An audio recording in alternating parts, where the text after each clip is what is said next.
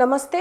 'Hanuman' cinema pan India లెవెల్‌లో release అయింది. అది హిట్ టాక్‌తో నడుస్తుంది. అందరికీ తెలిసిన విషయమే.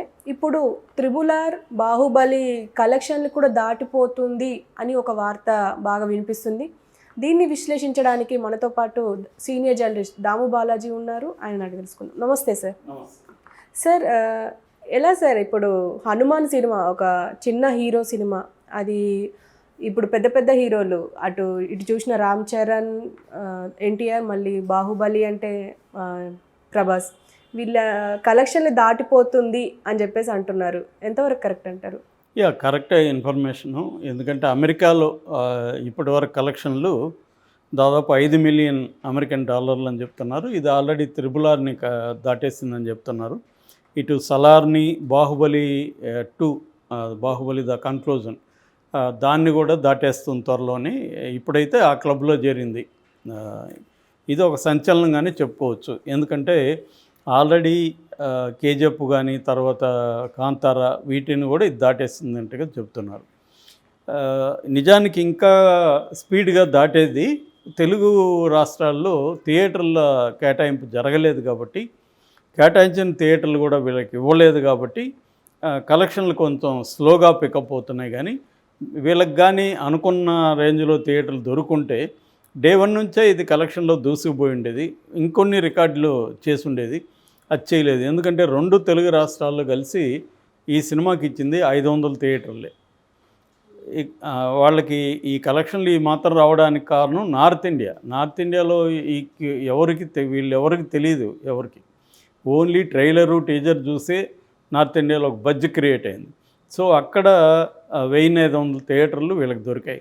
సో టోటల్గా ఇండియాలో 2000 థియేటర్లు, బయట మిగతా రాష్ట్రాల్లో ఇతర కొరియా లాంటి దేశాల్లో కూడా రిలీజ్ చేశారు. ఇది మిగతా దేశాల్లో ఒక 500 థియేటర్, టోటల్గా 2500 థియేటర్లలో ఇది రిలీజ్ అయింది.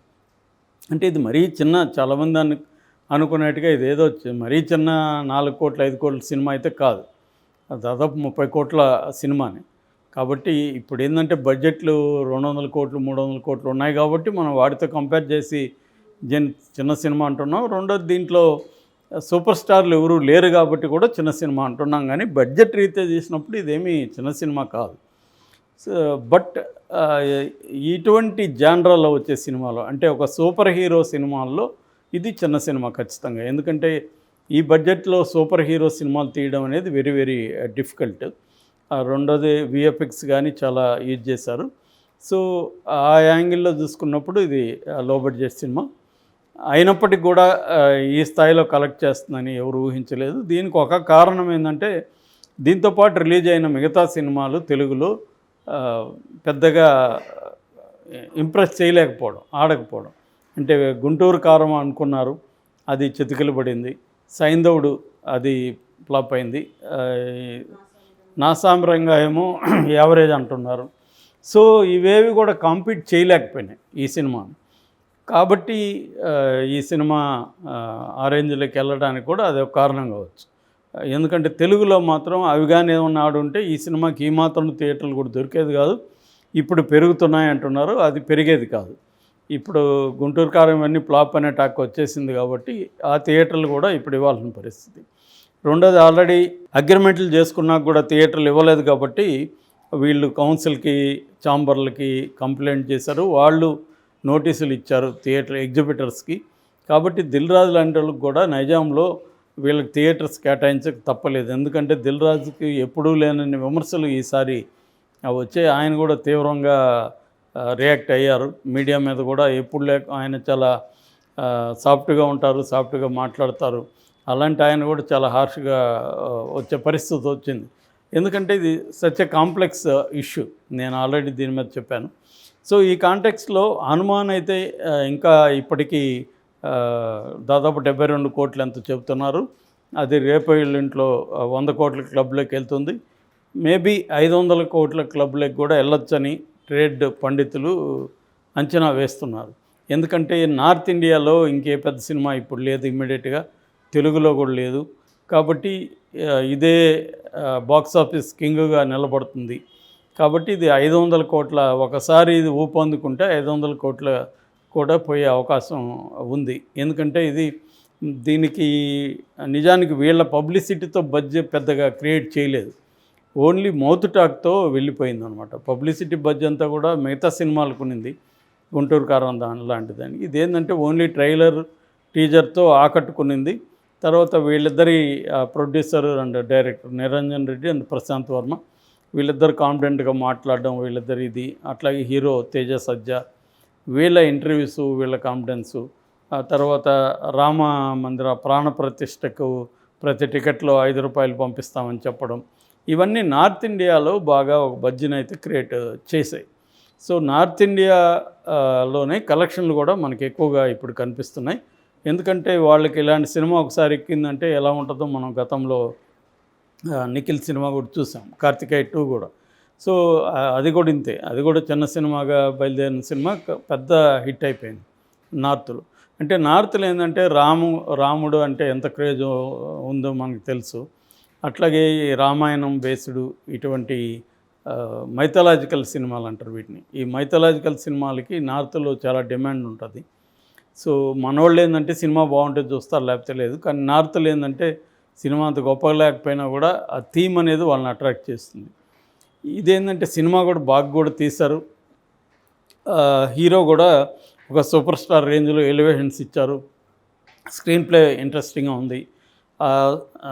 మామూలుగా పురాణాల్లో ఉండే రామాయణంలో ఉండే హనుమాన్కి ఇప్పుడు ఈ సూపర్ హీరో కావాలనుకుంటున్న ఈ కుర్రవాడికి లింక్ పెట్టడం కూడా, కనెక్ట్ చేయడం కూడా చాలా బాగా చేశారు. అట్లాగే మామూలుగా ఇలాంటి సినిమాలకు ఒక స్ట్రాంగ్ విలన్ ఉండాలి, స్ట్రాంగ్ విలన్ లేకపోతే ఇది వర్కౌట్ అవ్వదు. అది కూడా చాలా జాగ్రత్తగా వినయ్ వర్మ చాలా బాగా చేశాడు, కూడా చాలా బాగా కన్స్ట్రక్ట్ చేశారు. అంటే ఒక ఫ్యామిలీ, ఒక చిన్న గ్రామం, ఆ గ్రామాన్ని కాపాడాలన్న ఒక కర్తవ్యం. సో ఒక పెద్ద విలను, మొత్తం పవర్స్ని తన గుప్పిట్లో ఉంచుకొని ప్రపంచాన్ని ఏలాలని కలగని ఒక సూపర్ విలను. సో ఇటువంటి ఒక కాంటెక్స్ట్ తీసుకొని కథని ఇంట్రెస్టింగ్గా చేశాడు. అంటే ఫ్యామిలీ డ్రామా ఉంది, పర్సనల్ క్రైసిస్ ఉంది, గ్రామాన్ని కాపాడాల్సిన పరిస్థితి ఉంది, ఒక బలమైన క్రూయల్ విలన్, తల్లిదండ్రుల్ని చంపేసి వచ్చిన ఒక విలన్ని ఎదుర్కోవాల్సిన ఇది ఉంది. ఇలాగా ఒక ఎపిక్ స్టోరీ లైన్ దీన్ని తీసుకురాగలిగాడు. అట్లాగే ఈ అబ్బాయి ఒక ఆర్డినరీ బాయ్గా ఉన్న అబ్బాయి ఎట్లా ఒక సూపర్ హీరో స్థాయికి వెళ్ళాడు, సూపర్ మ్యాన్ స్థాయికి వెళ్ళాడు అన్న ఒక జర్నీ ఆఫ్ దట్ ప్రోటాగనిస్ట్ కూడా చాలా ఇంట్రెస్టింగ్గా చెప్పగలిగారు. సో దీంట్లో ఆర్టిస్టుల సెలక్షన్ కూడా చాలా బాగుంది. ఆమె వరలక్ష్మి శరత్ కుమార్ కానీ చాలా ఇంట్రెస్టింగ్గా, అందరి క్యారెక్టర్లు ఇంట్రెస్టింగ్గా ఉన్నాయి. సో అమృత అరోరా కానీ హీరోయిన్. సో ఇలాగా పర్ఫెక్ట్గా కుదిరిని చెప్పొచ్చు. అట్లాగే అన్నిటికంటే చెప్పుకోవాల్సింది విఎఫ్ఎక్స్. మనం చూసాం ప్రభాస్ సినిమా ఓం రౌత్ మూవీ, దాంట్లో మొత్తం అన్ని కోట్లు పెట్టి కూడా వాళ్ళు విఎఫ్ఎక్స్ ఎంత ఘోరంగా ఉన్నాయో చూసాము. అట్లాంటిది వీళ్ళు 25-30 కోట్ల బడ్జెట్లో ఒక 100-150 కోట్లు పెడితే కూడా రాని విఎఫ్ఎక్స్ ఎఫెక్ట్స్ బ్రహ్మాండంగా చేయగలిగారు. సో అది కూడా వర్కౌట్ అయింది. అంటే దానివల్ల ఏంటంటే బిలీవబిలిటీ అనేది సబ్జెక్ట్లో వస్తుంది. విఎఫ్ఎక్స్ మనకు ఇది ఫేక్ గ్రాఫిక్స్ అని కొడతా ఉంటే మనం ఎమోషనల్లోకి ఇన్వాల్వ్ కాము, కనెక్ట్ కాము. అది నమ్మగలగాలి ఆ టైం అన్న. అంటే మనకి ఓవరాల్గా ఇది గ్రాఫిక్స్ అని తెలిసినప్పటికీ నిజానికి సినిమా అనేది ఫేక్ అని అందరికీ తెలుసు. దాన్ని ఏమంటారంటే సస్పెన్షన్ ఆఫ్ డిస్బిలీఫ్ అంటారు. అంటే మనం ఒక థియేటర్లోకి ఎంటర్ అయినప్పుడు మన డిస్బిలీఫ్ని సస్పెండ్ చేయగలిగే శక్తి ఆ సినిమాకు ఉండాలి.